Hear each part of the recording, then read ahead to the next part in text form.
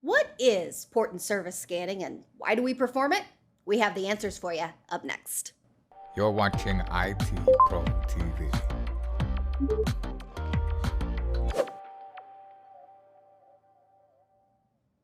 Hello and welcome to IT Pro TV. This is CEH. I'm your host, Kathy Chambers, alongside Daniel Lowry.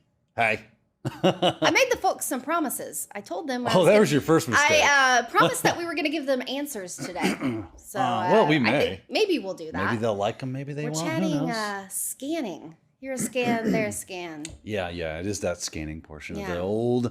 I mean, it's an important part, right? Honestly, when I first started in getting into security and specifically into the whole idea of being ethical hacker or something like that, I found scanning just to be the most boring thing, and like it seemed useless. Honestly, it was like, why do we even do this? I mean, we know ports are running on it, blah blah blah. And then I was like, oh, I'm an idiot. I don't know things. That's why. I should have been asking that facetiously. I should have been asking that for real. You told me when you found a port, you get really excited about it. Oh yeah, because then now I know that when I see those ports, I go, this is a possible way into this machine, right? And I understand that more now as somebody who has done that stuff than I did when I was a younger person and naive in my ways, right? So port scanning and understanding the services that are running on those ports are very important to the game.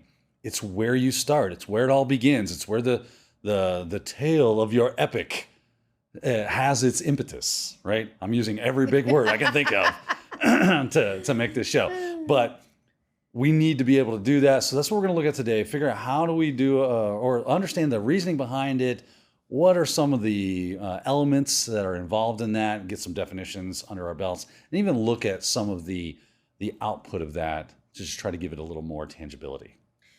So, what's the difference between a port and a service scan? Because they sound similar, but I'm guessing they're not. So honestly, they're probably used interchangeably. Oh, okay. Right. For most people, you say, "Oh, I'm going to do a port scan." They go, "Oh, okay." If you say, "Oh, I'm going to do a service scan," they go, "Oh, okay," and they would, in their mind, probably conflate the two to being the same thing, basically.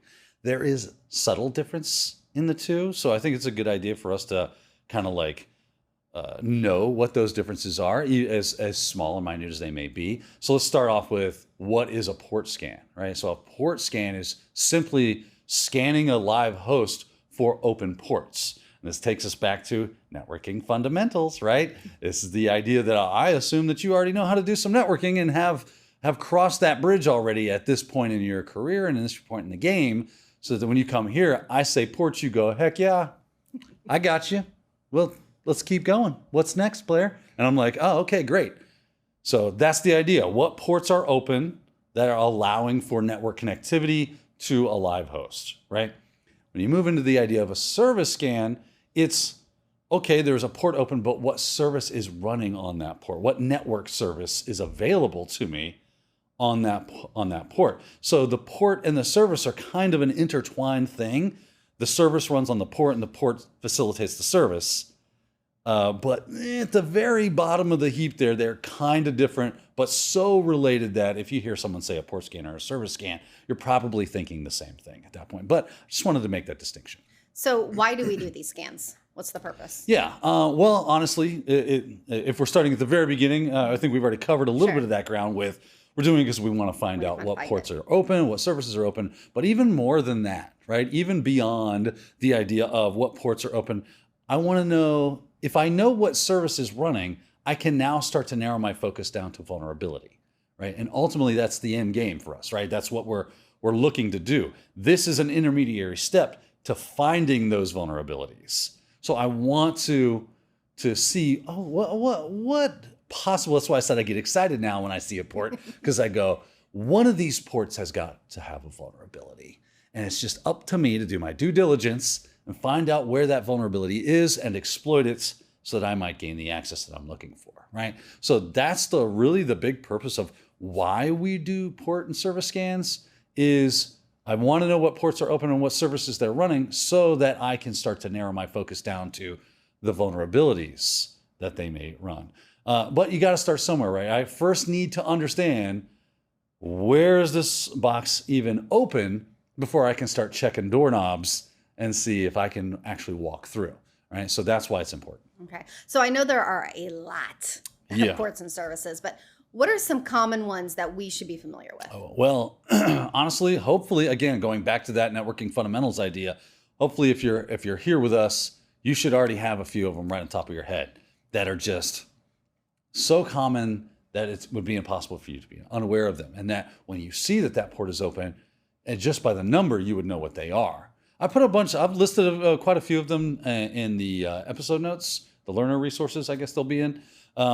So if you want to take a look at just some of those and verify to yourself, oh yeah, I know that, that'll be there. But I also ran an Nmap scan, just to really quickly a port scan against a machine, just to kind of see that, because I know this specific machine, which is called Metasploitable 2, has a lot of ports open, and Nmap will tell you what it thinks the service is, at least what the common service is that runs on that port. So let's jump into my computer really quickly and see what that looks like. So I got old Parrot up and running, and you can see right out of the gate, kind of listing them out. You know, you got port 21, TCP, right? It's a TCP port because this was a TCP scan. And it's telling you it's FTP, right? That is the common port number for FTP. If you didn't know that, you're going to pause, you're going to jump back into a Net Plus episode or something, and you're going to learn that information and then come back here, because this is stuff that is foundational to what we do as ethical hackers. So be aware of that networking portion of the thing, and you do need to understand networking at least a little more than just the basics, at least up into the ports and services, stuff like that. We got port 22, SSH, we got Telnet on 23, SMTP, Simple Mail Transfer Protocol, right? Port 25, that is the common port for that.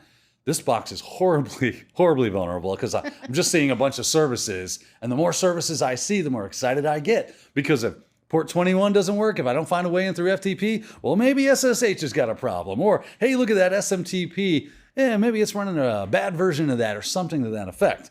I have a lot of options with this machine. Port 53, domain, that's DNS, right? 80 is going to be your HTTP. You're running a web server. Most likely it's running on port 80, or it's opening port 80 to make itself available. So when you go to itpro.tv, well, technically you're going to port 443. Do we have that one available? That one is not open on this. How about that? Sad. So it's not running secure HTTP. It's not doing any TLS. But I knew that because port 443 is not open. At least it's not running a secure web server on port 443, because port 443 isn't open. Maybe it's running it on a different port. You can change what ports things are open on manually if you feel like it. A lot of people feel that that's a good security through obscurity. Maybe that is, maybe it ain't. I'll leave that up to you to decide. But that does happen, and you can do that, which is why starting with a port scan is great. Knowing what those common ports and services are, putting those two things together is really good. You're going to need that probably for the exam. So make sure you're checked out on that. Look up some of those common ports, be familiar with them. Like I said, I provided a handful of them for you in the episode notes. So keep that in mind as you go through this. But that's the main idea when it comes to port and service scanning. Hopefully now you understand the very subtle distinction between the two, how they work together, and what we're looking for as we actually perform that scan. Awesome. I'm glad you answered all those questions I proposed at the top, because I didn't want you to, She I didn't set want to me look up like a for liar. failure. Yeah. All right. More CEH on IT Pro TV coming your way. Thank you for watching IT Pro TV.